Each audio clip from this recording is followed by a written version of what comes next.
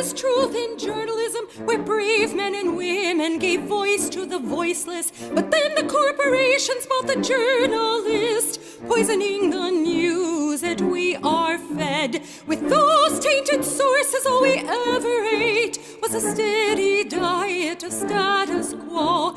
This hijacked narrative hid the truth of mass suffering, injustice, and corruption throughout our land.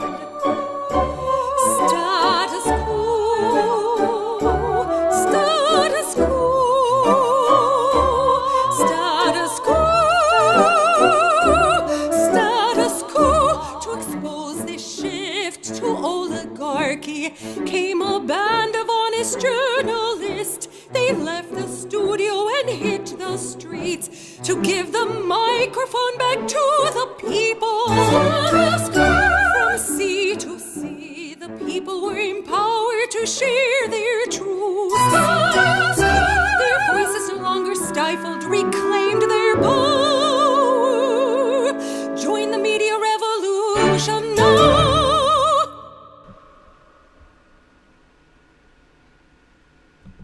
Hello to the status community.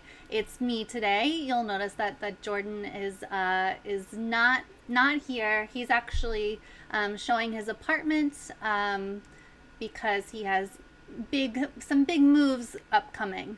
So he's busy, but that's okay because we have a big show today. As you guys remember, when I was doing live streams when Jordan and Anat were on their engagement trip, I tend to really fill up my tabs and plan way too many stories. But that's okay, because we'll get through them. And there's some really important ones today. There are some shocking ones today. So before I dive into the stories, I don't think I said my name. My name is Jen Dyes if you're new here. So please smash the like button. The more people who smash the like button, the more people will see this live stream. And please subscribe if you're new. Subscribe to this channel. We are zooming. I wish we were zooming faster, but we're moving towards 100,000 subscribers on our YouTube channel. A few years ago, it would have been much, much easier. But here we are in 2020, and it's difficult. YouTube is really throttling channels like ours. So please subscribe if you haven't yet. Double check and make sure that YouTube has not unsubscribed you. And tell your friends and family to subscribe as well. Let me check in on you guys in the chat. Make sure that everyone can hear me. Also, if you are an old schooler, you will also remember that I kept forgetting to turn my mic on after the countdown. So I would like to give myself some major, major kudos for remembering to turn the mic back on. Hizzle Bizzle is saying nothing is shocking anymore. You know what? You are completely right. The things that happen in 2020, 2 years ago or whatever, we would have been shocked every single day. For example, it's horrible that I found it so funny and so many people found it so funny, but Donald Trump's soup video yesterday, if you haven't seen that, it is completely insane. He's basically saying that Antifa isn't throwing bricks because it's impossible to throw bricks. So instead they're throwing soup, bags of soup. So something like that, like imagine Obama saying anything remotely like that, that would have been shocking for sure. Obviously, I'm not an Obama stan with his drone wars and all of that, but Trump is just literally out of his mind, crazy. And so while him rambling on and on about Antifa planes and Antifa throwing soup should be shocking, it's kind of just like, oh, it's just another day here in 2020. So really good point there, Hizzle Bizzle. I also saw people commenting on the title of this live stream, which of course is Biden losing ground in key states to Trump. And people were saying, I don't care about either one of them. I don't even want to vote. A lot of people feel the same way. People are really demoralized. People are not pumped up to vote at all. People might be scared to vote for Biden, for example. But the number of people who are actually excited to vote for Biden, not so great. So it's tough to be a progressive. We did get a progressive win yesterday. Someone who hasn't been, totally progressive in the past, but has, did the Green New Deal with AOC and is really kind of waking up to things like the Sunrise Movement and seems to be moving more left and really paying attention to young people. I am, of course, talking about Ed Markey, who won yesterday, so we'll dive into that. So you have to take the happy moments where you can get them. Cori Bush was a major, major happy moment for sure for progressives. So smash the like button. Keep it coming. Oh, thank you, Raisinette. Yeah, I guess this is the first time since I've been back home that you guys have seen me. I still have, I don't know if you can see, I still have some wounds from my time in New York, getting mugged for journalism. Once again, getting my phone lost again for the second time this year due to journalism. So thank you so much for the kind words, Raisinette. You guys have been amazing, and really the support means a lot. I don't have my real phone. I only have this, what I call my mini phone. So my real phone, the phone that got mugged and stolen and completely smashed and that the cops, had to find, is actually at a place called Rossman right now in New York City. And so I was filming a racist guy, if you guys weren't familiar with the story, and the racist guy flipped out and threw my phone and totally destroyed it. So Rossman is trying to extract the video that I was filming at the time because it did not save to my iCloud. So anyway, long story said pretty long. I don't mean to ramble on. I will get to the stories. I just want to say hi to you all. $10 in the super chat from Windy Melly. Thank you so much, Windy. Even though Ed Markey kept his seat, a former Republican won Kennedy's seat because so many progressives were running for that seat and split the vote. Sigh. Yeah, it's really discouraging and disappointing. Obviously, I think Kennedy should have just stayed where he was. I am not a fan of the Ginger Kennedy, not by any means. I think he is just really full of hubris. He ran on his name, and he has nothing on JFK or Bobby, and just just a typical centrist, just a corporatist, not good at all. He should have just stayed put, left Ed Markey alone, and now he's been trounced, the first Kennedy to lose in Massachusetts. Poor guy. So keep smashing the like button, keep sharing this stream absolutely everywhere, and subscribe. Dimitri OG 199 in the super chat, funds towards a new phone. Thank you so much, Dimitri. I am so lucky that I have insurance on my phone. However, the deductible is quite high, and Rossmann, because they do such specialized work, they are charging a heck of a lot to extract this video. And you guys have seen the pictures. If you haven't, they're up on our Twitter, but the phone is completely destroyed. Like, it's a miracle that they might be able to find anything at all. So keep the super chats coming. I also want to make an announcement that tomorrow Status Coup will be back in the field. It won't be Jordan, it won't be me, but it will be someone that you guys really, really like, and that is Jason from Pennsylvania, from Philly. So you guys have seen him reporting in Philly during the protests. So tomorrow there is a Trump rally, which, if you'll think back to our recent road trip, Jordan got some interesting interviews with Trump people. So yikes. I still can't get over one guy called him a demon Jew who's going to hell. So I don't know how Jordan got through interviews like that, but Jason will be doing it tomorrow. So definitely tune in. The rally starts at 7.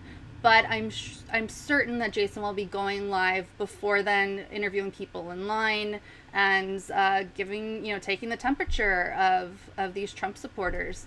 So definitely check that out. Sign up for our text list so that you are notified immediately when we go live. You can't rely on YouTube. So text COUP to 370-370. And you'll get notified. Let me show you. Colin made a graphic for this, which I forgot to show you guys. So there you go, PA rally. That is where Status Coup will be tomorrow, because Status Coup is all about giving the microphone back to the people of this country. Even if it's a Trump supporter, we will challenge. Jason will be challenging these Trump supporters, because as we'll see, if I get to it in this live stream, Trump supporters, many of them, are completely out of their minds. Republicans are off the planet, knee deep in a conspiracy theory. And these conspiracy theories, and I'm talking about QAnon, are going to potentially be walking the halls of Congress. So this is something we need to pay attention to.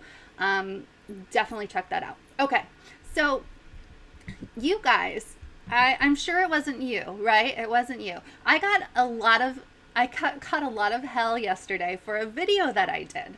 I did a video about Joy Reid, and Joy Reid made some Islamophobic comments. And so in my opinion, those comments were very Islamophobic. She was basically painting Muslims with a broad brush, as if all Muslims are bad or all Muslims are violent. And immediately when I saw that video of Joy Reid saying those things, my eyes went wide. I sent it to Jordan. He thought the same thing. I was completely shocked when, and I'll show you, 1 second here. I was completely shocked when I put up this video. So Joy Reid shocks with Islamophobic remarks on MSNBC. I was shocked because people were yelling at me, just saying, some people agreed, but other people were saying I was reaching, and that that I was completely wrong, that she wasn't being Islamophobic. And some of these people, they weren't just Joy Reid fans saying this. So I said to Jordan, like, why am I getting this feedback? Like, to me, it's clearly Islamophobic. Am I crazy? And he was like, no, I got the same takeaway from it. So I have no answers as to why I caught such grief for doing this video, but that's okay. We can all have differences of opinion, and I really feel vindicated today because to me it's just, I don't even understand the people who are saying it wasn't Islamophobic. And I will play the clip so that if you are not caught up on that story, you will be. But to me, I just don't understand how someone could listen to this and not come away with the fact that it's Islamophobic. So I feel a little vindicated today because Ilhan Omar came out, CARE came out, calling for Joy Reid to apologize. Donald Trump has turned this into a bigger story. The mainstream media has started to cover it. So when I was covering it, it really wasn't a big story. Some people like Brianna Joy Gray, or Greyjoy, I always get it mixed up, had tweeted it, but it hadn't gotten media attention yet. So I'm curious to see what you guys will think, knowing now kind of what the outcome of this was, that people are offended. So let me click away from myself here and play for you the clip. So this is not the clip that I cut. This is the clip that kind of went viral yesterday. So let's have a listen to this. This is what Joy Reid said now 2 days ago. Hold on 1 second. Let it load up here. In the Muslim world, talk a lot of violent talk. 1 second. Sorry guys, let me rewind. The leaders, let's say in the Muslim world, talk a lot of violent talk and encourage their supporters to be willing to commit violence, including on their own bodies, in order to win against whoever they decide is the enemy. We in the U.S. media describe that as they are radicalizing those people, particularly when they're radicalizing young people. That's how we talk about the way Muslims act. When you see what Donald She said, that's how we talk about the way Muslims act. So people try to couch it as saying, oh, she was saying other people are saying that. But the way that she said it was Islamophobic. Again, I just don't see any way around it. And it's not like this is Joy Reid's first time saying really, really offensive things. Yesterday on that same video that people were giving me hell for, I pointed out that she was very anti-Semitic towards Bernie Sanders. She had a body language expert come on her show before she had her new show, the Readout, which I think is just the most ridiculous name for a show ever. But anyway, she had this body language expert come on and basically say these anti-Semitic tropes to describe Bernie and his body language in order to paint him as an untrustworthy Jew. It was not even, it wasn't even subtle. It was completely anti-Semitic, completely awful. The Bernie Sanders campaign, including Bree, the spokesperson at the time, was calling for her to apologize because it was so terrible. And let me show you, Joy Reid has been Islamophobic. So this is out of Newsweek back in 2018. Joy Reid's blog called Islam Incompatible with Free Speech. And if you guys will remember back to 2018 when there was a lot of discussion about Joy Reid and her blog, she also was called out for extremely homophobic remarks. And her answer about these horrific remarks on her own blog that she'd had years prior was that she must have been hacked because she didn't remember saying these things. She's, she's a liar. So, newly unearthed posts from MSNBC's host Joy Reid's now defunct blog contain content that is not only anti-gay, but anti-Muslim. I'm not going to get, deeply into this because it's this particular older incident is not the focus of the story, but I wanted to show you that this is a pattern. This is a pattern with Joy Reid. This isn't something new for her. It's not like she slipped up and misstated something. And what she said, her Islamophobic remarks yesterday, she said it more than one time. So you can't say that this was just a slip up. You can't say that she didn't mean it. Now maybe she doesn't believe that she's Islamophobic. Maybe she doesn't understand why what she said is terrible and is getting this kind of response. But let it be a lesson for her that her subtle or kind of maybe inherent Islamophobia is harmful to people, and that's something that she needs to look at and to work on. I mean, I'm trying to give her the benefit of the doubt, but to say that it wasn't Islamophobic is just completely wrong in my opinion. So let's get rid of that. So Ilhan Omar has called on Joy Reid to apologize over comments labeled Islamophobic. Representative Ilhan Omar called on MSNBC anchor Joy Reid to apologize Tuesday over remarks the night before that compared the actions of President Trump and his allies to the way Muslims act when radicalizing supporters. Honestly, this kind of casual Islamophobia is hurtful and dangerous, Omar, one of the first Muslim women elected to Congress, tweeted Tuesday. We deserve better, and an apology for the painful moment for so many Muslims around our country should be forthcoming. Omar's call came after other groups had also urged Reid to apologize over the remarks on Monday's The Readout. Leaders, let's see, this is just a reiteration of what she had said on air. The civil rights organization Muslim Advocates was among the groups criticizing the remarks and calling for an apology. Joy Reid must apologize on air tonight for spreading the false, dangerous myth that Muslims are inherently racist and violent. And I apologize for mispronunciation of this name. Medea Hussein, the special counsel for anti-Muslim bigotry at Muslim Advocates, said in a statement posted on the group's website. MSNBC also needs to take action to ensure anti-Muslim bigotry has no place on its network.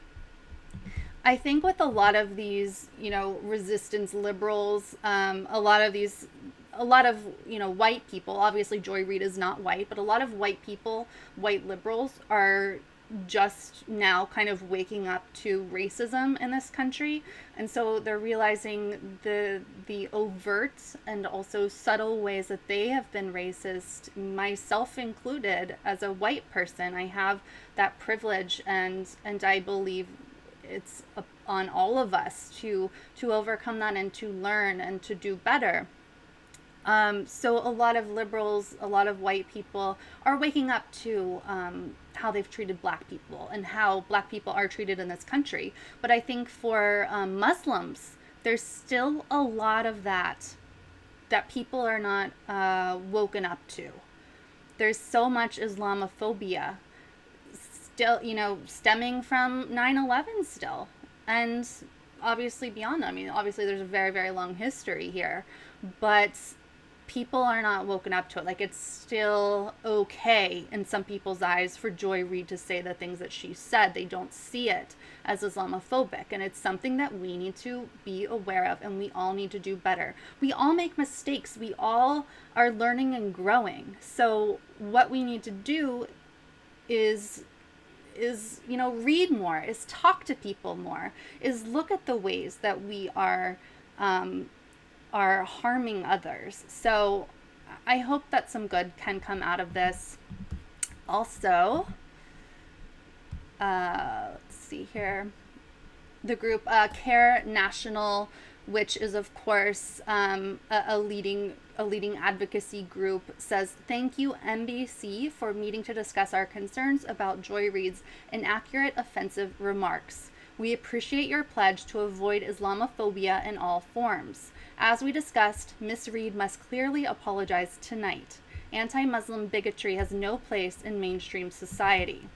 So I haven't seen anything from MSNBC or NBC on this matter, but what we can take away from that is it's very clear that NBC met with Care National, and that there were some discussions there, and hopefully we'll see an apology from Joy Reid tonight. I don't know what will happen, of course, but this is a big deal, and it is important for people to pay attention to and to learn from, certainly. So let me check on you guys. I have a couple announcements here. Keep the super chats coming. I'm really trying not to miss any, for sure. But they really help us. It really costs a lot to report in the field and to keep on going. And your super chats really, really help us a ton. We also have membership, which I will talk about. Let's see here. La la la. Sorry guys, I always feel so terrible that I'm scrolling. Okay, no more super chats. Show me some super chat love, guys. Show me some super chats. It really helps us out. Also, Jordan texted me with an update. We have a GoFundMe, which the GoFundMe goes towards reporting costs, the cost of infield travel, and the costs of things like equipment. Jordan and I both had to get new computers. Colin had to get a new computer for his editing. And so we have a GoFundMe. We are really, really close to our goal. Let me open it up here. Oh boy. Oh, here's some behind the scenes. My keyboard died. My desk keyboard died, so I have to type on my laptop keyboard, which is very awkward, but that's okay. We're gonna keep on going. So here's our GoFundMe page. You can see that we are so close. We are just $2,350 away from reaching our GoFundMe goal. We've had so much generous support. You can see yesterday, $10 from an anonymous person. 2 days ago, $100 from an anonymous person. Kathy Lewis with $50, and on and on. And your support in our GoFundMe, which is gofundme.com/status-coup-news. Please, if you have, $5, $10, however much you can help us with, it helps us pay freelancers as well. So tomorrow we have Jason and John, the freelance cameraman who was with Jordan and I last trip.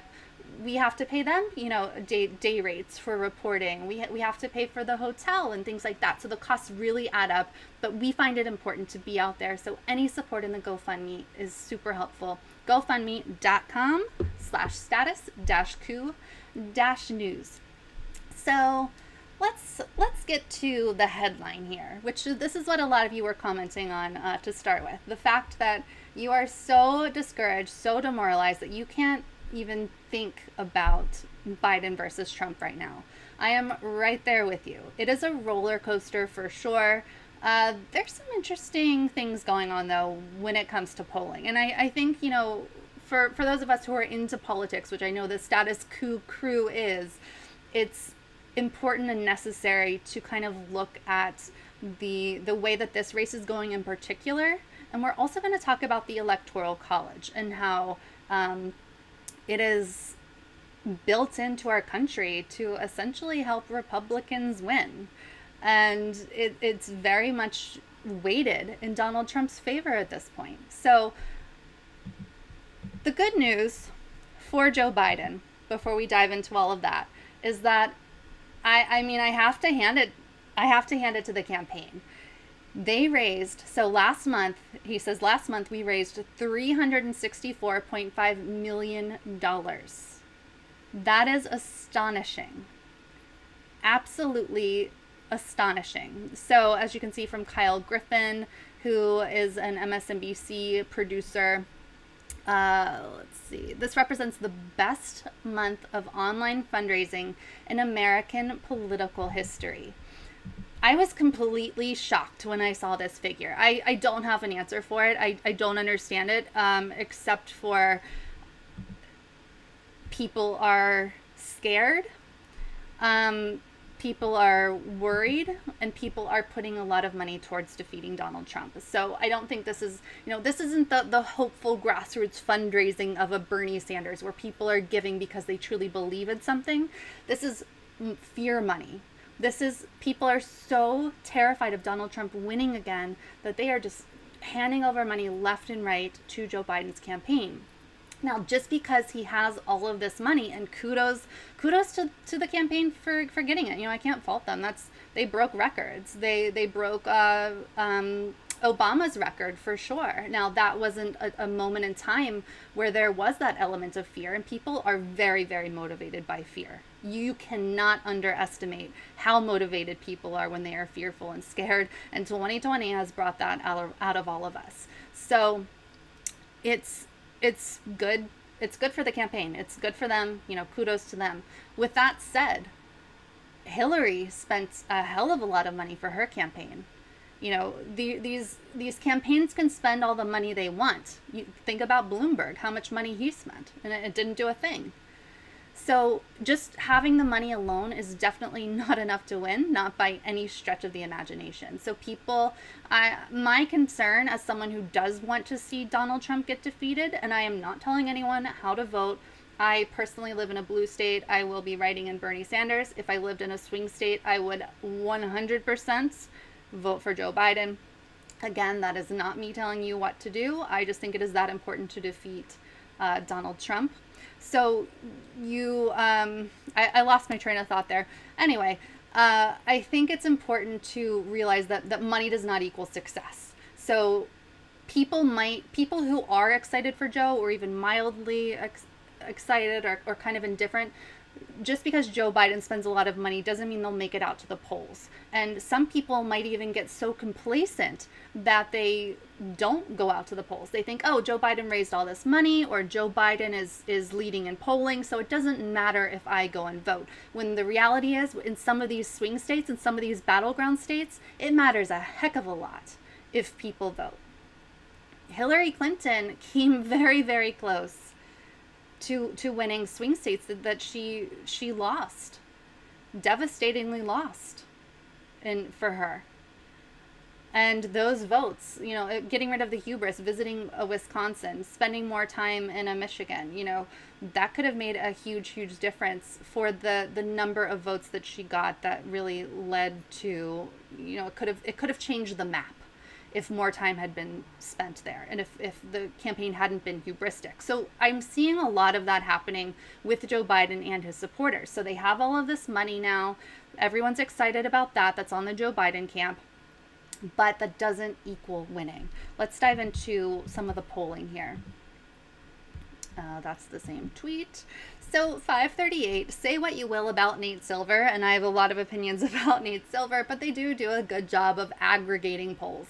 So who's ahead in the national polls? Of course, as we know, it is Joe Biden. So the accumulation of polls, he is up 7.4 points, with Biden at 50.3% and Trump at 42.9%.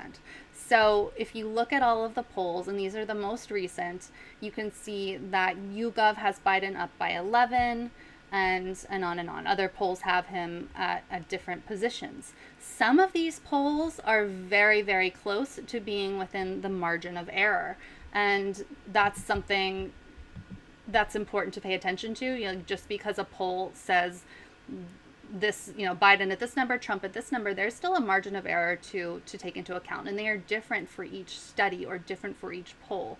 So it's extremely important to not take these polls at face value. Not only that, but nationwide polling in general doesn't really matter for our country. Our country is ridiculous. We have the Electoral College. Hillary Clinton won the popular vote. She won the popular vote. She got more votes than Donald Trump. There's no disputing that at all. And if our country wasn't so backwards and stuck in this electoral college system, she would be president right now. But she's not, because we have the Electoral College. We have these swing states. We have these battleground states that really, really, really matter because of our system. So people can get complacent or happy or however they're feeling on the Biden side. But the national polling means next to nothing. Not only are we so far out away from the election still that none of the polls tell us anything, really, when you consider how far away we are, and anything can happen. One of the candidates could fall ill. One of the candidates could do something even more ridiculous than they're already doing. A disaster could happen. Anything could happen. They're talking now about Donald Trump trying to get this vaccine, this COVID vaccine out in early November. So anything could happen to change the polling and to change people's actual votes, to motivate people to go out to vote, or to convince them that it doesn't matter and to stay home. So I don't give much weight to polling in general. I certainly don't give much weight to nationwide polling for the presidential election. It can give us kind of a sense of the direction things are headed in. It can give us some information. The more information we have, the better, certainly. But it is not something to hang your hat on at all. So that's the scary thing that a lot of people are doing. Is like, oh, Joe Biden's way ahead, so none of this matters. So, talking about the battleground states, I mentioned Wisconsin. A lot of pundits and polling experts are thinking that Pennsylvania and Florida, and especially Florida, are going to matter a lot come November. So, Biden, you remember some of those polls had him up 11 points or 10 points or whatever nationwide. The average was 7 something nationwide. But when you look at this breakdown of the battleground states, the states that actually matter when it comes to the electoral college, it is not looking good. The spread for battlegrounds overall is only Biden plus 2.5. That's not good. In a lot of polls, that is within the margin of error. Sometimes the margin of error is 4 points. Sometimes it's 5 points. Sometimes it's 3 points. So you just can't declare a victory for Biden at all at this point. You see here Wisconsin, Biden up by 3.5. North Carolina, Trump up by 1. Florida, Biden up by 3.7. Pennsylvania, Biden up by 4.2. Michigan, Biden up by 2.6. Arizona, Biden up by 2.2.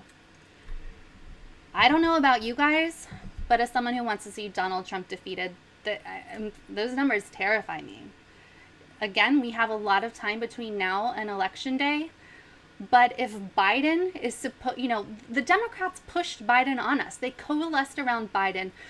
Everyone dropped out, coalesced around Biden. Obama was pulling strings in the background. The Democratic establishment was pulling strings in the background. I'm not saying they rigged the voting machines. I know some people believe that. I don't have evidence for that. But they did manipulate the conditions that people had available to vote in. They made it so that there was no choice. They didn't give us a true choice. This was not democratically done by any stretch of the imagination. And once Bernie dropped out, that was it. The Democratic Party, the Democratic establishment had made the choice for us. Why did they make this choice for us? Well, obviously it has to do with their pocketbooks. It has to do with how much money they want to make. They don't want a Bernie Sanders in there ruining their money-making schemes. They don't want Bernie Sanders in there making a difference for the people. They want Joe Biden in there. And Joe Biden, or so they told the people, was the most electable. He was the safest. If this is the safest candidate that the Democrats could put forward, then the Democrats need to take a very, very long look inward. The Democrats, which they will never do, need to really assess themselves and their strategy and what they are doing. I don't care if you are a die-hard Biden supporter, if you truly think or thought that he was the safest, that he was the best, that he had the best policies. I don't care. I don't care if you're the most corporate or most establishment of Democratic voters. You need to take a long, hard look at what is happening right now. If defeating Donald Trump is the number one most important thing on your mind, you've screwed it up. You've screwed it up because Biden, in my opinion, will not win. I think Donald Trump is on the path to another victory. Things are way too close and getting closer. Biden is falling in some of these battleground states. It's not looking good. And that's scary. Donald Trump is a scary, scary person. Yeah, Biden, I think, is in cognitive decline. I don't like Biden's policies. I think Biden has done really scummy things and really creepy things. And he's not my candidate, that's for darn sure. But I don't feel like our country is at stake.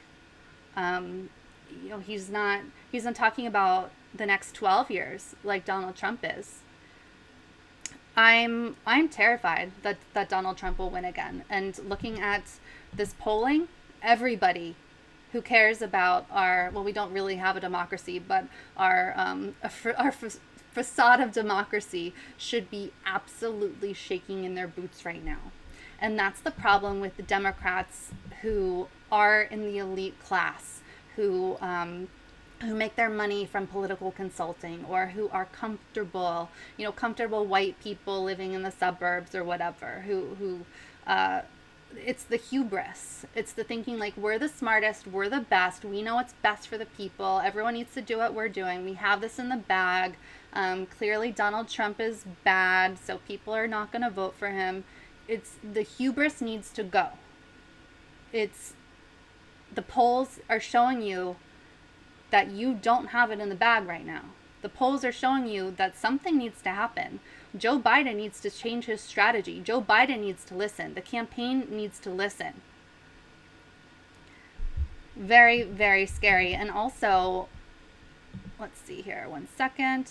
Also, this went viral today. So, speaking of the Electoral College, this is Nate Silver, of course, everybody's favorite failed pollster or poll analyst. Chance of a Biden Electoral College win if he wins the popular vote by X points. So this is, I find, my brain just doesn't work like this. So I had to really stare at this for a while. You probably get it right away. So if Biden is up by 0 to 1 points, the chance of Biden winning is only 6%.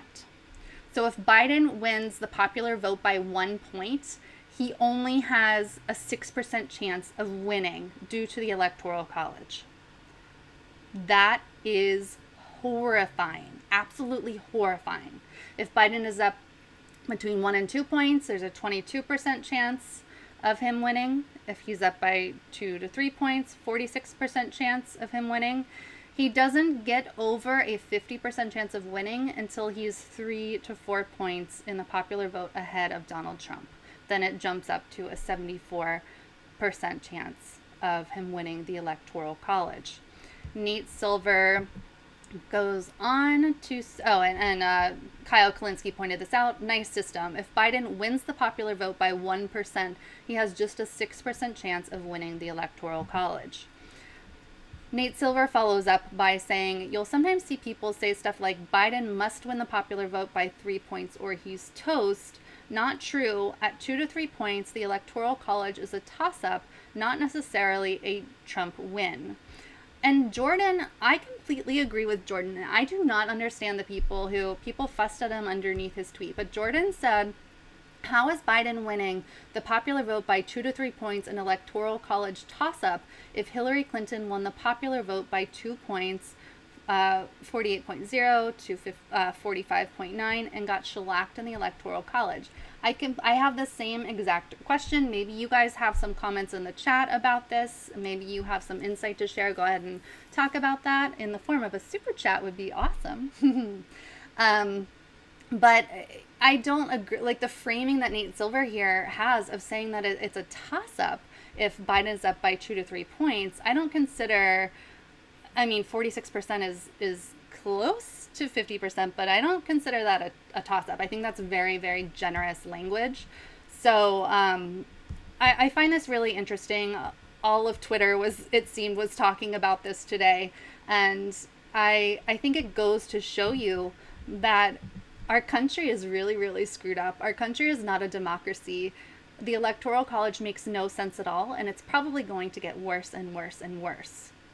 The Electoral College, the way it's designed now, gives Republicans a major, major boost, a major, major benefit, and we really need to take action to change this. I wanted to also share something else that terrifies me. We'll call this Jen's Politics of Horrors show today. But I think, and this is something that I felt at a gut level that I didn't have data for, but now I have data for it. I think that there are a lot of Trump voters who are underground, who feel the societal pressure to not come forward as Trump voters, to they feel that embarrassment. Maybe they live in a small town that's, only some people are for Trump, and they feel weird about coming out. Maybe they don't talk about their politics. But I had the sense that more Biden supporters are going to come out and tell a pollster that they support Biden, and that fewer Trump supporters were going to come out and tell pollsters that they support Trump. So here's some data to back up that kind of gut feeling. This is out of the Hill. Hidden Trump voters could have big November impact. Trump supporters are far more likely to hide their preference in polls. This was the finding of recent research that investigated this increasingly prevalent assumption. If true in even small percentages, an imposing Trump surge could be hiding within the electorate. And remember, it matters. These small numbers, these seemingly small numbers or small surges, they matter. You saw how close the average of polls is in battleground states. It really, really matters if even a small number of people are so-called underground Trump supporters. There is growing suspicion that Trump supporters are not divulging their preferences to pollsters. This would hardly be surprising considering the left's current cancel culture climate. And then they go into the last 5 years, on and on. So to test this theory, Cloud Research recently sampled American voters in search of what they term shy voters. Their results show that Trump supporters were significantly more reluctant to share their opinions on phone surveys compared to Biden supporters. Almost 12% of Republicans and nearly 11% of independents were also almost twice as likely to be reticent than Democrats, about 5%. These seemingly small percentages could have major November implications. Let's see. In the last presidential election, 36% of voters were Democrats, while 33% were Republicans and 31% were independents. Applying Cloud Research's shy voter percentages to each group yields 9% of the electorate as not giving their true candidate preferences. However, those roughly 1 in 11 reticent voters are not, as Cloud Research discovered, evenly distributed between Donald Trump and Joe Biden. Instead, they run about 2-to-1 in Trump's favor. On the net, they come out to around a 3% hidden Trump bump. Again, that may appear small, but not in what is an increasingly tight race. According to Real Clear Politics' average of polling results, Biden's national lead is now just 6%, down from 9% on July 1st. Currently, Biden's lead in the all-important top battleground states is far narrower, just about 3%, compared to just over 5% on August 5th. So it goes on, and you'll remember the spread, the average of in battleground states, Biden's only up by 2.5. So these shy voters equaling out to about 3%, that's a major, major deal. Nobody knows the answer. Nobody knows for sure.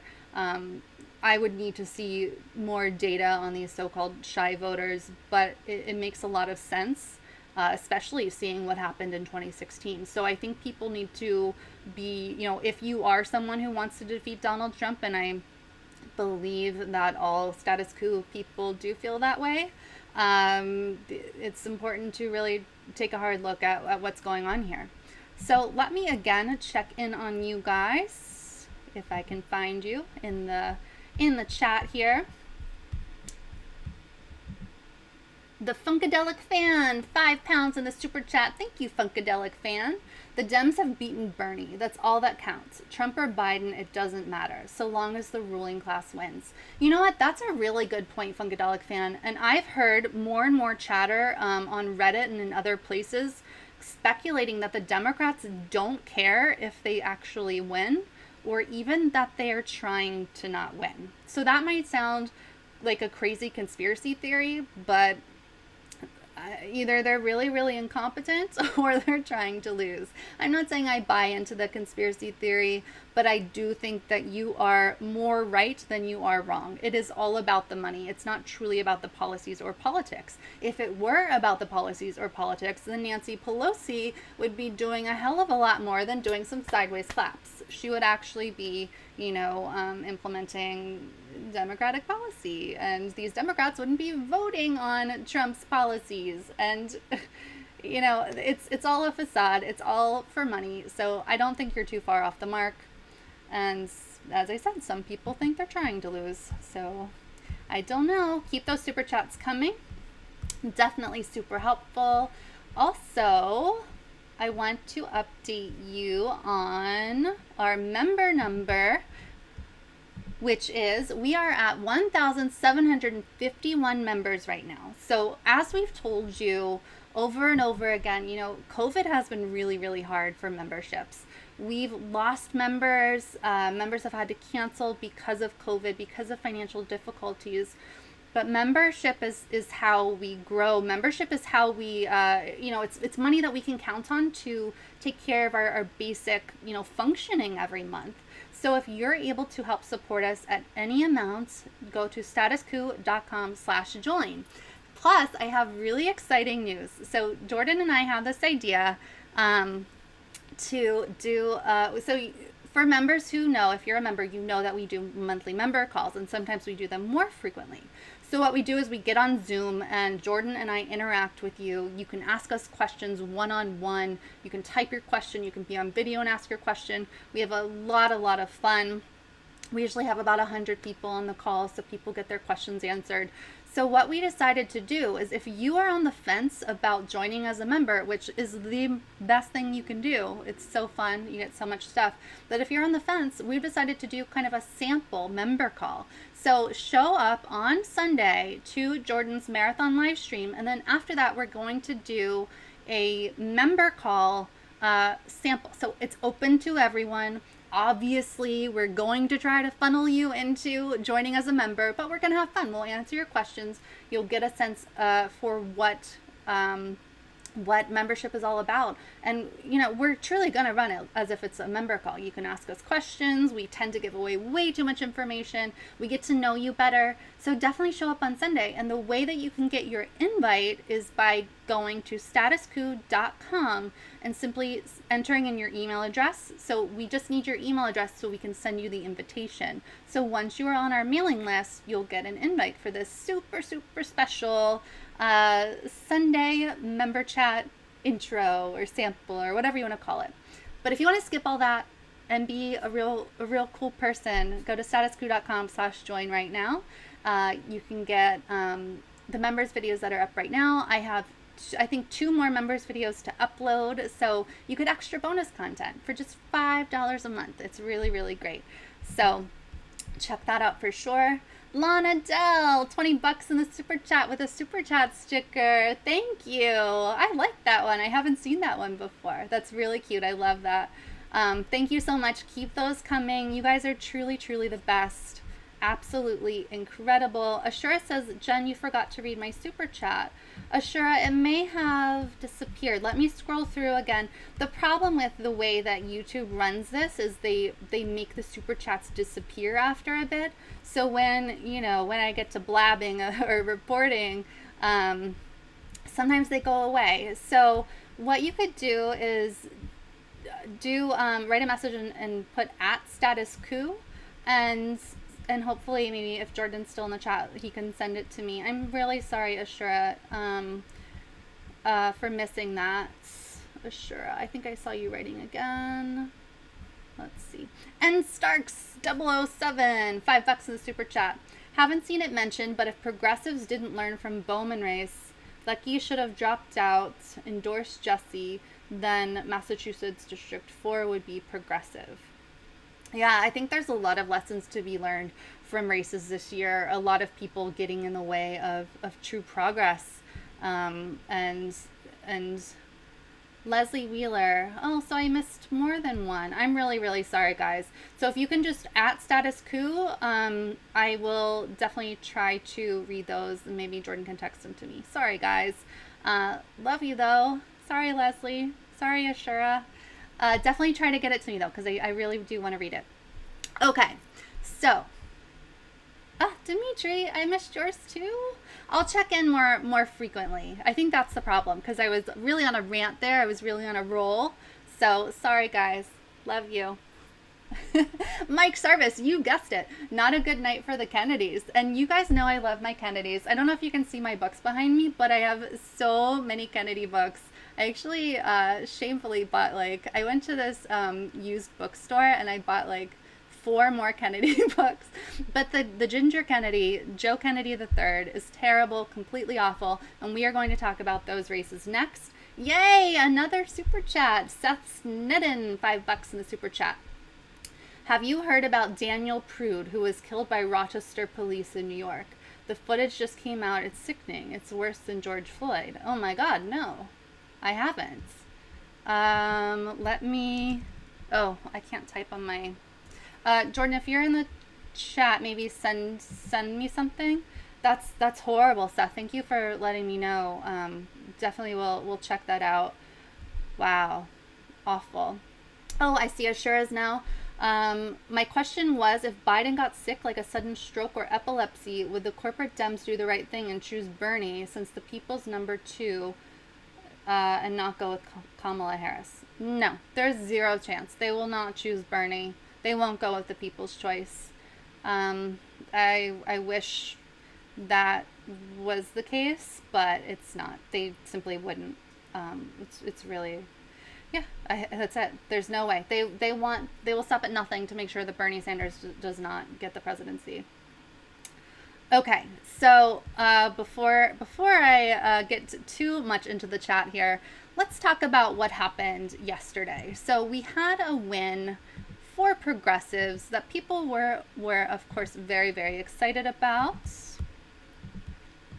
And I am, of course, talking about Ed Markey. So yesterday in Massachusetts, they had their primary elections, and Ed Markey defeated Joe Kennedy 55.4% to 44.6%. So in past polling, it looked like Kennedy might win. And Markey was kind of holding on there. But what we'll see and what we'll talk about is Ed Markey really had young people come out for him. He had his move, possibly the move where he hooked up with AOC and got in on the Green New Deal. That was potentially the best thing that he could have done for this race and to defeat Kennedy. He really had the support of young people, of progressives, even though, no one's saying that Ed Markey has always been a progressive. He's certainly a Democrat, but that doesn't make one a progressive. So, and he has accepted corporate cash. So,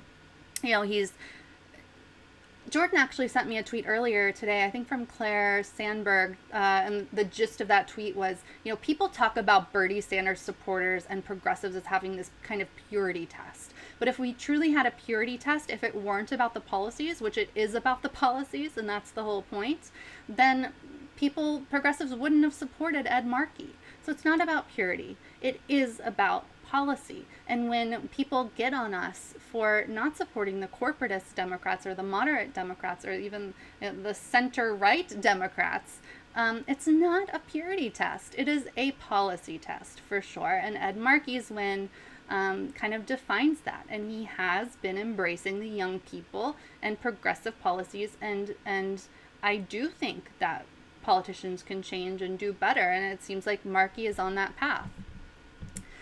The other race that we will talk about is the congressional District 1 race in Massachusetts. So it was between Richard Neal and Alex Morse. Alex Morse, of course, being the mayor of Holyoke, who was disgustingly smeared with homophobic smears and an attempted takedown that appears to have worked so that he wouldn't win this race.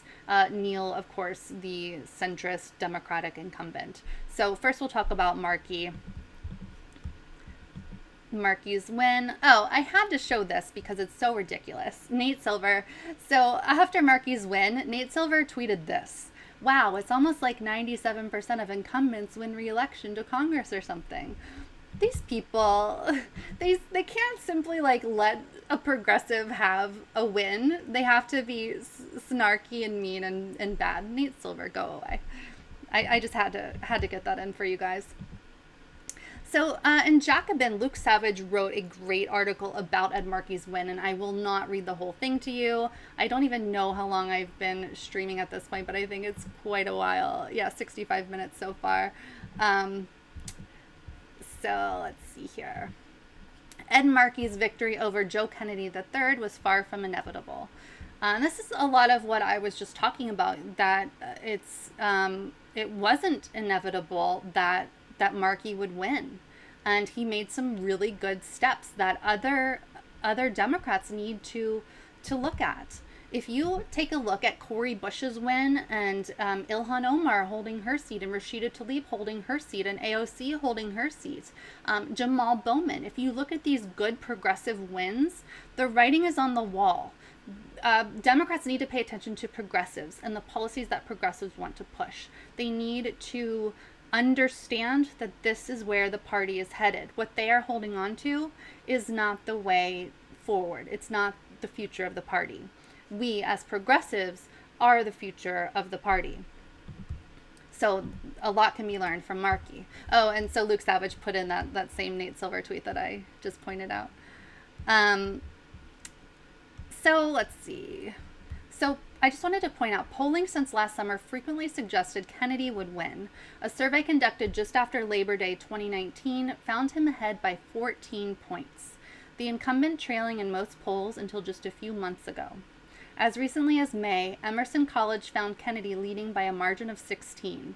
And while we don't yet have a complete picture of fundraising throughout the race, we do know that Kennedy brought in more money in its early stage, eclipsing Markey's total in the final quarter of 2019 by $1 million. Kennedy's edge, quite atypical of a Senate primary challenge, owed itself in large part to big endorsements from within the Democratic Party. Though House Leader Nancy Pelosi's late-in-the-game nod deservedly received the most attention, the bid to take down Ed Markey also got a blessing from the late John Lewis, House Majority Leader Steny Hoyer, Joaquin Castro, Beto O'Rourke, and more than 24 House Democrats. And speaking of the point I just made, that Democrats, if they really want to win, need to read the writing on the wall and note that the ideas and policies that Bernie Sanders has put forward, that AOC has embraced, that the squad has embraced, that Cori Bush has embraced, that is the future. And so you have Nancy Pelosi, who threw her weight behind Joe Kennedy, and for God knows what reason, Beto O'Rourke, like who cares who Beto is endorsing. Anyway, Nancy Pelosi, that was a major loss for her yesterday. The fact that her hand-picked candidate that she threw her weight behind did not win should send shockwaves through the establishment Democrats. It won't, of course. Like, they won't pay any attention to it, but they should if they want to win.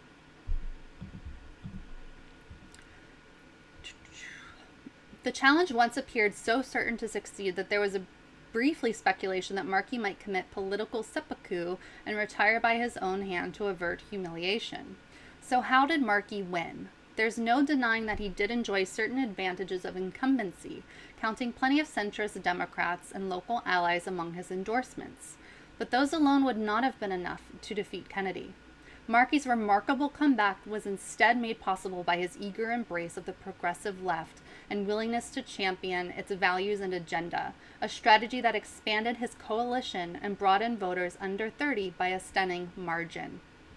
Having helped introduce the most politically transformative piece of environmental legislation in American history, Markey earned the backing of Sunrise Movement and its House sponsor Alexandria Ocasio-Cortez, producing campaign ads like this one, which he links to, which includes references to revolution, his union background, and images from the Black Lives Matter protests.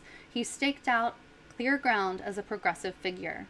Thus, a traditionally conventional Democratic incumbent became an unlikely hero of young voters who desire sweeping change, a fact made all too clear by the tenor of his victory speech. So I completely agree with Luke. This article's great. Again, Luke Savage out of Jacobin, if you want to check that article out. But again, just to reiterate, the reason that Ed Markey won isn't because he was always this progressive hero.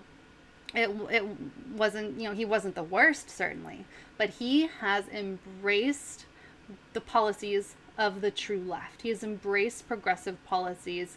He has embraced AOC, who got her 90 seconds at the Democratic National Convention only because Bernie Sanders invited her to second his nomination.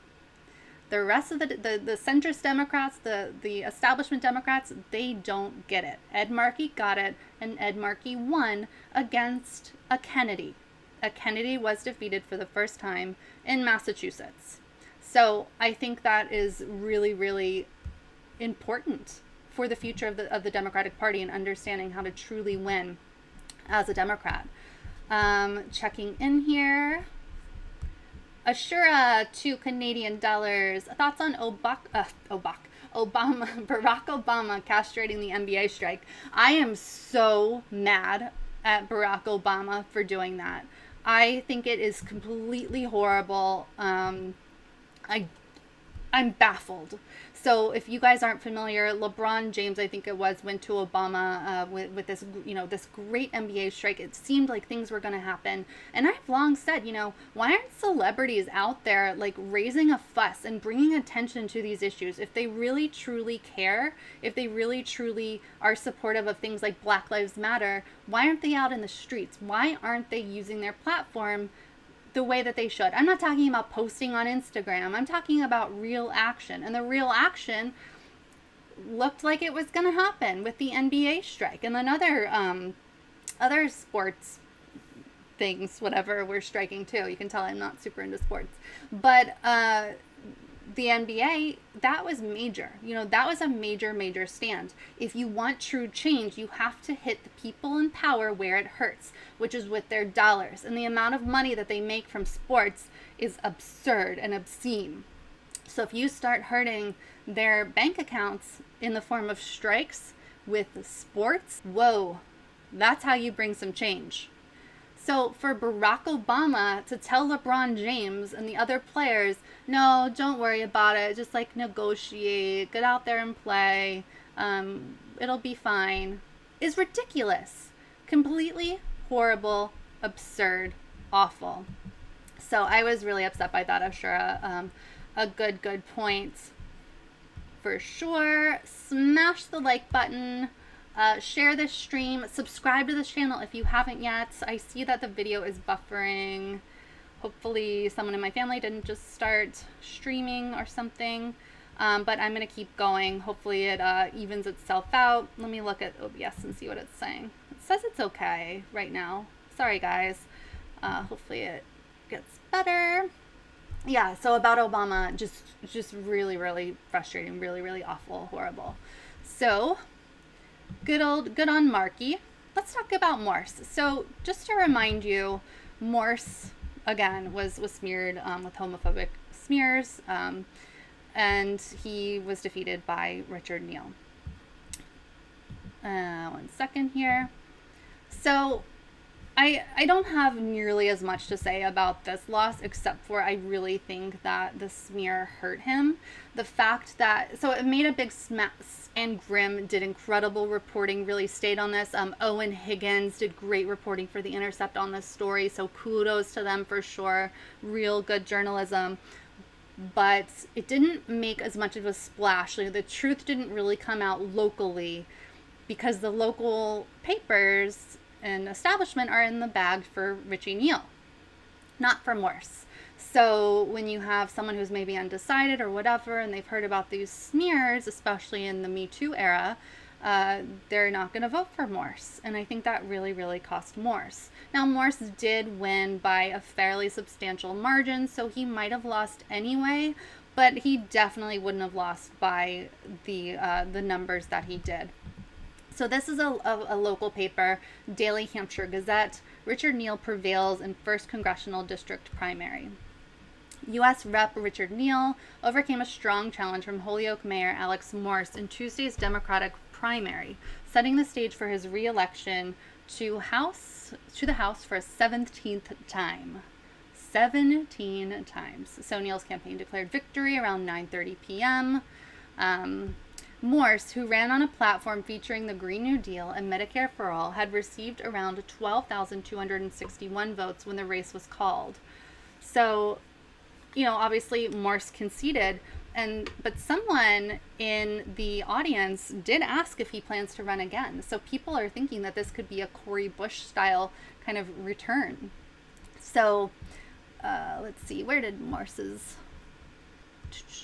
spoke to supporters and the media from Jay's Bed and Breakfast in Holyoke. Met with loud cheers, Morse pledged to fight on against a broken federal system.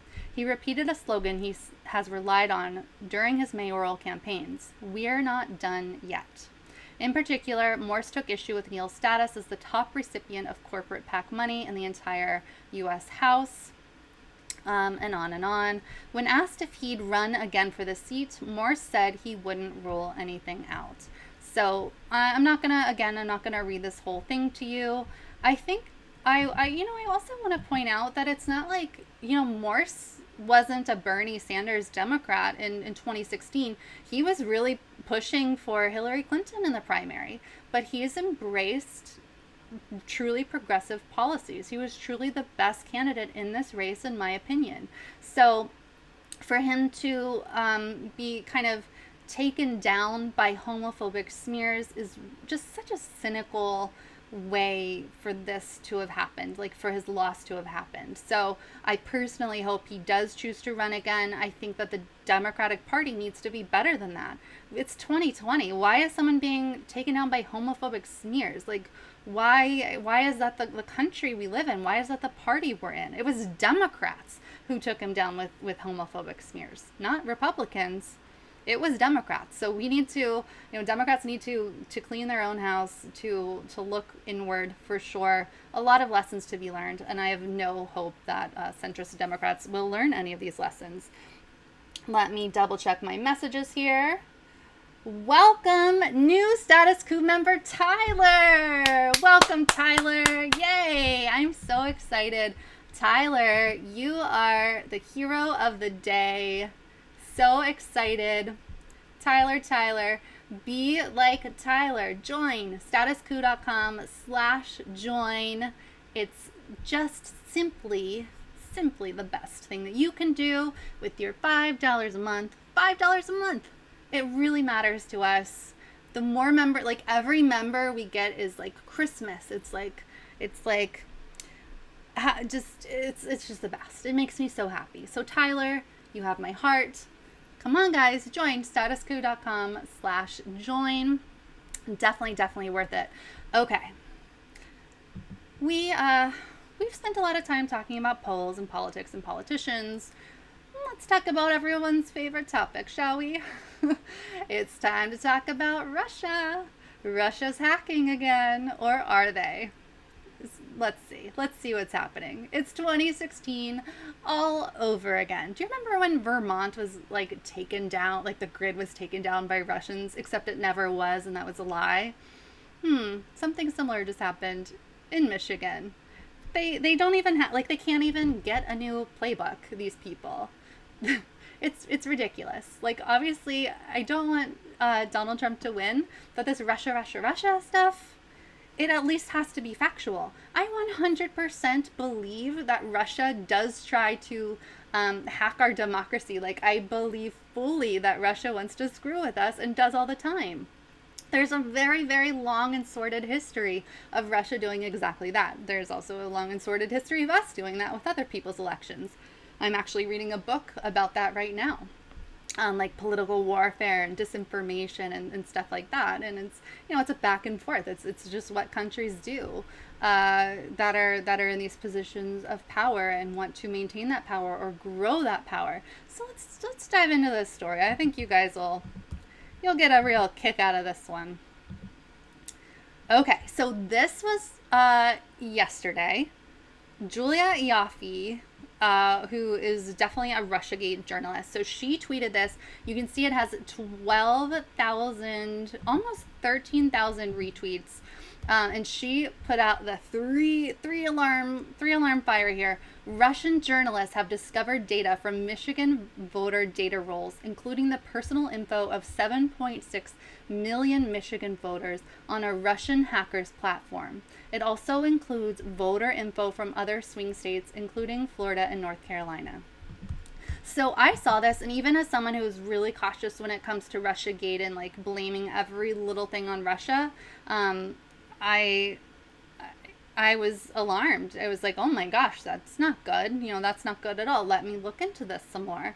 So the original article was all in Russian. So I kept digging and trying to see what's really going on here. Did Russia really do this?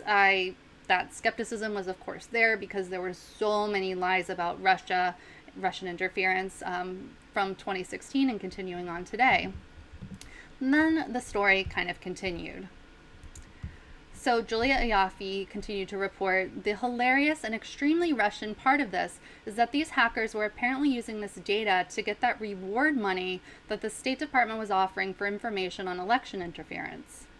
She continues, one hacker wrote in the dark web forum that they managed to get $4,000 from the State Department. NB, which I don't know what that means, she says, as some people have correctly pointed out, this is publicly available information. A lot of it has been floating around for a while. It's just unclear what these hackers are using it for, other than scamming the State Department. So there she starts to walk it back. But you go from almost 13,000 retweets to almost 700 retweets. Then she has a response from the Michigan Department of State. Update. Michigan responds to the Commerçant story, says they were not hacked, and the info is publicly available. And of course, this gets 500 retweets. So what Michigan said is public voter information in Michigan and elsewhere is accessible to anyone through a FOIA request. Our system was not hacked. We encourage all Michigan voters to be wary of attempts to hack their minds. However, by questioning the sources of information and advertisements they encounter and seeking out trusted sources, including their local election clerk and our office. So if you go from Russian journalists have discovered data from Michigan voter data rolls, including the personal information of 7.6 million Michigan voters on a Russian hacker's platform. It includes voter info from other swing states, including Florida and North Carolina. That's enough to make anyone scared. Oh, but then Michigan says they were not hacked and the info is publicly available. What country do we live in? How can something like that be reported and then pulled back so casually? You know, it's yes, Russia's Putin's bad. Putin's terrible. Putin's a murderer. Yes, absolutely. They put out disinformation. They screw with stuff. They're bad. Yes, we got it. But in lying, what do we gain? All we do is stoke the fear that Russia's taking over a country. All we do is make people kind of looking over their shoulder all the time, which maybe we should be, but we should be for reasons that are true.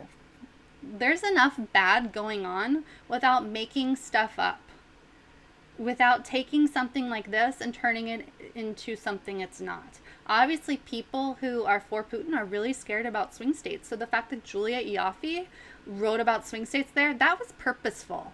These people are purposeful. These Russia gators are putting out disinformation to other Americans on purpose. They want to make people scared. They want that disinformation out there because they think it will get them more votes. Some of these people believe themselves, others do not believe themselves. A lot of Russia gators have made a lot of money, though, in stoking fear among Americans. So I wanted to point this out because I think it's really, really important to be on the lookout for stuff like this. Like, even if you see a trusted journalist, even if you see a blue check on Twitter talking about something like this or talking about anything, keep looking, keep digging. If you're really alarmed by something, find a second or third source, find more information, look at it from all angles, wait for more info to come out. Because what often happens is exactly what I just showed you. So really just bad information from that specific reporter that really took off. Okay, let's see here. Ashura, $2 Canadian in the super chat. Do you think deja vu of 2004 will happen?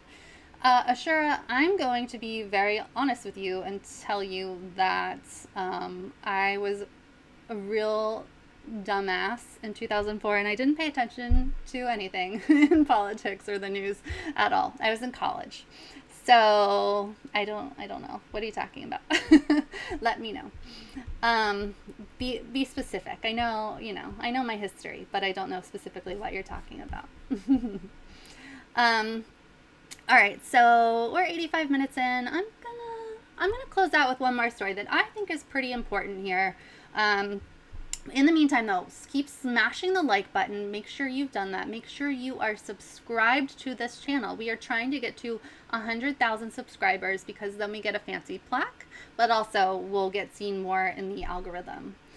So, yeah, the story time. All right, let's see.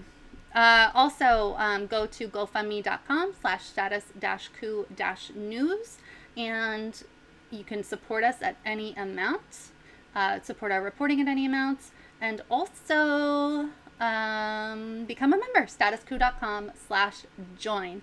We're going to have, on Sunday, we're going to have a special members call that is open to everyone, where you kind of get a sense for what members calls are like, what it's like to be a member. So I hope you'll join. If you want an invite to that special call, go to statuscoup.com and sign up for our email list. Carl Knight says she's talking about how Kerry, like Gore, was another centrist candidate who also lost to Bush. Oh, yeah. Yeah, I don't think like what was going on in 2004 was in any way comparable to 2020. I feel like we're an entirely different planet. Like, we're in an entirely different universe now. That was just it was just a different world. Like, Trump has really changed the game. The way that politics are today has really changed the game. So, Anthony says you're not a dumbass, Jen. I was. All I cared about was I did my schoolwork, but I liked the parties. Okay, so this story scares me. A lot of progressives aren't really talking about it, and I think that's a mistake. What I'm talking about is QAnon. So I'm not going to, devolve into a long explanation of what QAnon is. I do think that you need to be aware of what QAnon is, because it has become mainstream. So it used to be something that like only fringe Trump people. Carl, I was not a party girl. Like, I had never tried weed before in college. I just, I had my group of friends and we had fun. So, anyway, so QAnon, it's basically like the deep state is coming to get us. There are pedophile conspiracies, sex trafficking, child trafficking theories. They think that JFK Jr. is alive. And they think a lot of stuff. Like, it's crazy. Q is supposedly one person who is in Donald Trump's inner circle and who is regularly dropping things online to like give people a clue to the puzzle. So it's like a puzzle that these Q people are trying to put together. So increasingly, Donald Trump supporters, mainstream Republicans, are believing this more and more. I do want to do more reporting on Q and what's going on with that, but I think it's important to talk about the polling that just came out. So it's been growing, it's becoming more mainstream, but we haven't had any solid numbers surrounding Q. So I wanted to go through some of those numbers that we now have, just to show you that this is something to pay attention to. This is newsworthy. These people, Q people who believe in QAnon, may be walking the halls of Congress soon. So it's not just fringe anymore. So this new civics poll, and Ben Collins of NBC News tweeted this: 56% of Republicans believe QAnon is partly or mostly true. Read that again. 56% of Republicans believe QAnon is partly or mostly true. Absolutely terrifying. So this is Drew Linzer, who is director at Civics, who actually did this poll. So he tweeted, "We polled belief in the QAnon conspiracy theory. Fully 33% of Republicans say it is mostly true. 23% think some parts are true. Only 13% say it's not true at all. In contrast, 72% of Democrats say the QAnon theory isn't true, and only 14% of Americans have never heard of QAnon." So when you think about that, it being mainstream. Only 14% of Americans have not heard of QAnon. So there's no getting around the fact that it is now mainstream. I'm even scared, though, when you look at the numbers, of the fact that only 72% of Democrats say that QAnon theory isn't true. Who are these Democrats who think that QAnon is true? It's horrible. I mean, obviously the QAnon supporters congregate around Donald Trump. So who are these Democrats? It's taken over. It's infecting people's minds. I don't know if Q is a psyop. I don't know if it is a LARPer. I don't know who Q is. Nobody knows who Q is. It could be someone in their basement having fun. It could be someone in the CIA. It could be whatever. But the fact that anyone believes this is insane. The fact that some Democrats believe this is insane. And the fact that so many Republicans believe it is mostly or partly true sends shivers down my spine. This is a horror movie. And if you're not sure why I'm calling it a horror movie and why I'm so upset about this, look into what Q is and what these people believe. So the actual report itself you can find at civics.com. That's CIVIQS. I would paste it in for you, but as I said, my keyboard ran out of power. So they break down the summary here of belief in QAnon from their poll.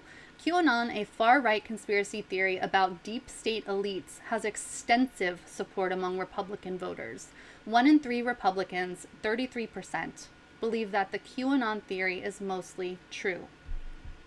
1 in 3 Republicans believe it is mostly true. Mostly true. QAnon. Oh my goodness. When I say people have lost their minds, I mean it. Another 23% of Republicans say that some parts of the QAnon conspiracy are true. Only 13% of Republicans think that it is not true at all. In contrast, 72% of Democrats say the QAnon conspiracy theory is not true at all. Awareness of QAnon has grown substantially since 1 year ago. Then they go to the figures from a year ago. So Civics surveyed 1,368 adults pretty recently.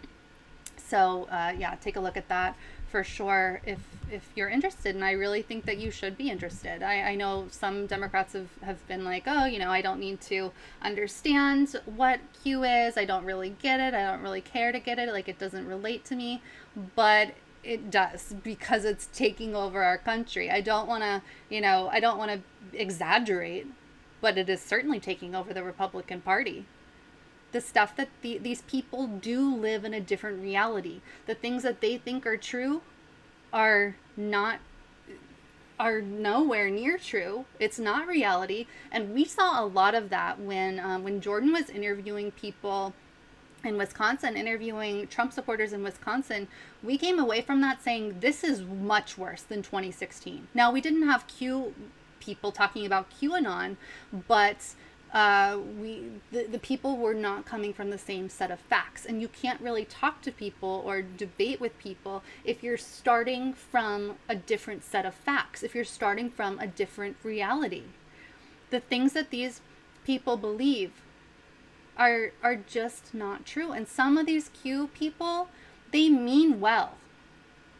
Anony, Q is a level of clearance, so it's Q level clearance. So the Q person is supposed to have that level of clearance, like they're part of the Trump people. That's what it comes from. So some of the Q people that believe in QAnon, they mean well. They truly think that they are on a path to take down dangerous pedophiles. They truly think that they are on a path to take down the horrible, dark elite that work behind the shadows. They think that they are on a true and righteous path. Nothing can convince them that it's fake. They, in their hearts, you think of like a middle-aged Q mom who believes in QAnon as a Trump supporter, is just living her life. Maybe she has young kids. She can't imagine those kids being trafficked or sexually abused. So she hears about Q and how they're taking down pedophiles and how it's someone high up in the Trump campaign and how Trump cares and how he's finally going to defeat the elites. And now he's having people work behind the scenes to defeat the elites and to stop pedophilia and to stop sex trafficking. So this young mom starts reading online. Now, this is all hypothetical, of course, but this is what's happening. Starts reading online, starts getting deeper and deeper into it until it becomes her reality, until she thinks she's truly on a mission to defeat child sex trafficking. She truly thinks that she's trying to create a better world for her children, when really she's just entirely encased in a conspiracy theory that has no basis in reality. Yes, of course there's sex trafficking. Of course children are sexually abused. Of course there's pedophilia. But it's not being defeated by QAnon. It's certainly not being defeated by Donald Trump, who, by the way, wishes Ghislaine Maxwell well. I find it really, really horrifying. So, Carl says this story is crazy. It absolutely is. It's insane. There's no two ways about it. So that's the news that I have for you today. I'll take a few minutes for questions. Keep super chats coming. I'll scroll up and see if anyone has any questions. But I also, don't forget, tomorrow, very exciting day. Jason and John, the cameraman, they're both freelance. Jason, freelance reporter, and John, freelance cameraman, will be reporting from a Trump rally in Pennsylvania. So you'll definitely want to check that out. They will be live. You never know what could happen, so mark that down on your calendar there. And if you want to be notified exactly when they go live, text COUP to 370-370. That's COUP to 370-370. We will let you know when they're live, so you can watch all of the antics and see what's going on. We're certainly giving the microphone back to the people, that's for sure. Let's see here. Someone said something nice. Mike Sarvis said, "This is why supporting indie media like Status Quo is important." I absolutely agree with that, Mike. Very, very good point. Henry says, "So you're doing a horror show tomorrow?" Yes, the Trump rally will be a horror show for sure. David brings up Pizzagate, and so Pizzagate actually is a precursor to QAnon. So if you'll think back to 2016 with all the Pizzagaters, they truly believed that Hillary Clinton was running sexually abusing children with John Podesta, and that they had this in the Comet Ping Pong pizza parlor, that in the basement that there was pedophilia and sexual abuse and all this going on, and it kind of ended, or it never ended. Pizzagaters still believe what they believe, but someone actually went in there with a gun to try to investigate this, and Pizzagate got really, really scary, and it was all these supposed coded words from Podesta's emails, like cheese pizza, and they had a lot of 4chan was like attempting to decode this, and I think someone put out a list of fake words that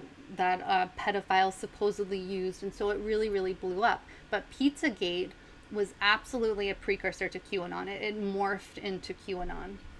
So very, very scary for sure. Andrew Ryan says, "Most of Anon think Pizzagate is real." Yeah, I think that's probably absolutely true. Morning Saint says, "Status Quo is the best." Thank you. You guys are the best for sure. Dimitri asks, "Jen, what are your thoughts on blue no matter who?" That is a good question. I don't personally believe in blue no matter who as a blanket statement. I believe in it on a per basis sort of thing. So if there's a chance that a dangerous person could get in office, will I vote for someone I don't like? Yes, I will. I sometimes wish that I could be one of those people who's like, I'm only going to vote for the people I want to vote for, and against I'm not going to use my vote to vote against someone. I'm going to use my vote to vote for someone. And I actually did that in 2016. I voted for Jill Stein. Again, I'm in a blue state, so my vote didn't matter. It was going to go to Hillary anyway. So, but I regret that. I regret not fighting harder against Donald Trump.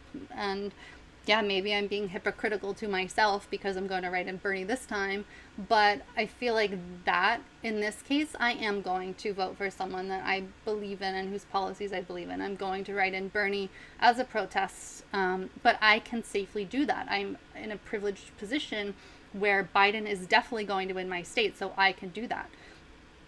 If I lived in Wisconsin, would I do that? Absolutely never. I would vote for Biden. I would do whatever I needed to do to make sure that Biden won my state.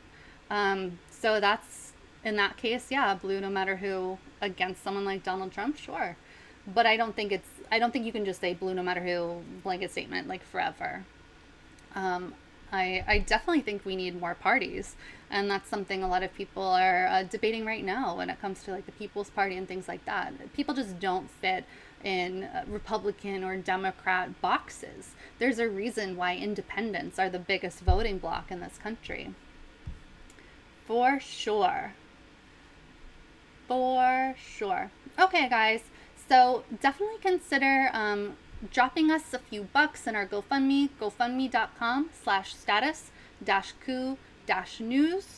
Join as a member, and it'll be so exciting. I promise you'll love it. It'll be super duper fun. $5 a month, statuscoup.com/join. Member videos.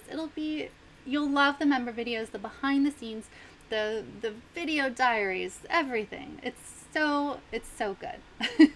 How else can I convince you to join? Seriously, if you're on the fence about joining, know that this membership truly matters. You are helping us give the microphone back to the people, and you are helping us. Brian's unsubbing. Okay, bye. You are helping us do reporting in a way that nobody else is, and I truly believe that. Obviously, there are great progressive commentators and stuff like that, and then we have some, like Rania Kalik, who does foreign reporting, Abby Martin. So there's that, and people are wonderful and great, but Status Coup is the only one doing it like we do it. So your $5 goes a long way. statuscoup.com/join, and we're also planning on adding even more goodies to the members area. So definitely join now. Corey Mansour says, "Salut, Jen. I love from Paris, France." It's so embarrassing. I took like 5 years of French, and I've been to France, and I don't remember any of it. I really want to restudy the language. It's a beautiful language, a beautiful place. So thank you so much for the love from Paris. Beautiful, beautiful place for sure. Jason Milton, $5 in the super chat. Thank you, Jason.